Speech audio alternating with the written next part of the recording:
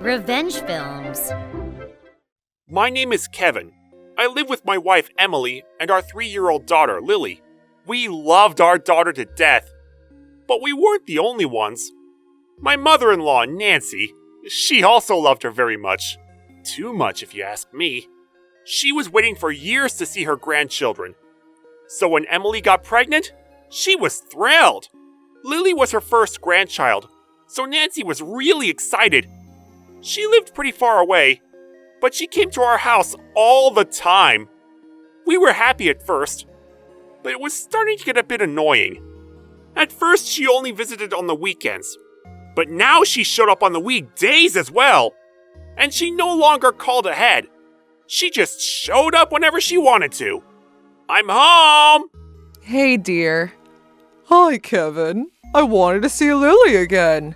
Mom, I told you not to come here on weekdays. Kevin has work. But I wanted to see Lily. I can't help it. Where's Lily? She's already asleep. Then I'll sleep next to her tonight. You're spending the night? Of course, it's getting late. Good night. Sorry, Kevin. She's so selfish. Well, we can't just throw her out. It's fine. Thank you. We knew we had to do something, so Emily and I had a talk, and we decided to send Lily to kindergarten. We were planning to send her to kindergarten at age 3 anyways, so we filled out an application and sent it in. But all the kindergartens in our town were full. We kept trying. Then 6 months later, we finally found a kindergarten with an opening. And it was pretty close to home, too. So thank goodness. Since Lily wouldn't be at home as much anymore, we thought Nancy would stop showing up at our house like she used to. But then, right before entrance ceremony for Lily's kindergarten, we made a shocking discovery. Hey, my friend's daughter's going to the same kindergarten as Lily, and she said there's some kind of paperwork I gotta fill out, but I didn't get anything in the mail. Did you see anything? So I called the kindergarten to see if there was any paperwork we had to fill out, but then they told me that our application had been canceled by Nancy! Emily called her mother right away. Hey, Mom, is it true that you canceled the kindergarten for Lily? Yeah, but don't worry. I got her into another kindergarten, the one near my house. Give me the phone! What's going on here? You know how long it took us to find this place?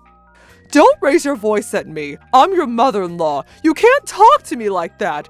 Look, what's done is done, okay? Get over it. And I want to live with Lily from now on. You can go live on your own. Why the hell would I do that? Look, I already told my husband that Lily's moving in with us. We're actually remodeling the house just for her. Why would you do that? Look, Lily isn't going anywhere. I hung up the phone in anger. She called me back, but I ignored her. She kept calling us non-stop. Emily tried to talk to her, but it was no use. We were getting pretty sick and tired of her. Luckily, we were able to get Lily into the original kindergarten. We knew we couldn't ignore Nancy forever, so I told Emily to call her, but she was still worried what she might do. She didn't really want to talk to her. Then one day, Emily called me during work. When I picked up the phone, she was crying. I had a bad feeling about this. Calm down. What happened? Lily is missing. She wasn't at the kindergarten when I went to pick her up. What do you mean she wasn't there? I immediately left work and headed to the kindergarten. When I got there, the principal and the teacher started apologizing to me, saying that Lily had gone missing. We called the police right away and filed a missing persons report.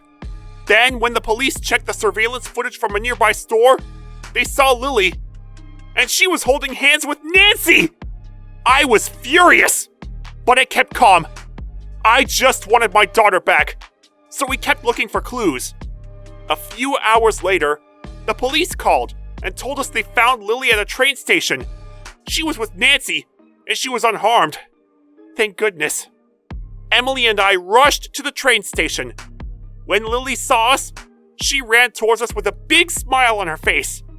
Lily! Dad! Mom! Emily burst into tears and hugged Lily as hard as she could. But Nancy, she looked very upset. What's wrong with picking up my granddaughter? Why get the cops involved? I didn't do anything. Do you know how worried we were? You kidnapped her! What? No, I didn't. Kevin's right. We were scared to death. Don't ever do this again. Shut up! It's all your fault for putting her in that kindergarten. I told you she's living with me. Then Nancy came charging at us. The police grabbed her and stopped her. Lily, leave your evil parents and come with me. Let's live together. I'm scared. Lily started crying. Nancy was acting like a lunatic. Don't raise your voice at me. I'm your mother-in-law. Emily, divorce him and come back home with Lily. Mom, that's enough. You're embarrassing us. Stop yelling. Nancy was out of control. The police had to drag her out of there. A few hours later, Emily's father showed up to pick up Nancy. But then, when we told him what had happened, he started shaking in rage.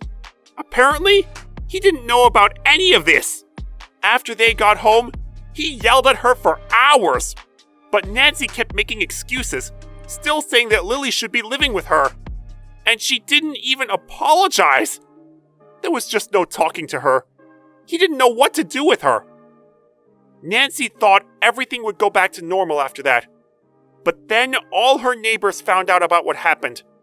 Things got really awkward for them after that. Finally, Emily's dad couldn't take it anymore and decided to leave Nancy. He figured that it was time for him to move on. And Emily decided to cut all ties with her. So now she couldn't even see her granddaughter. She lost everything.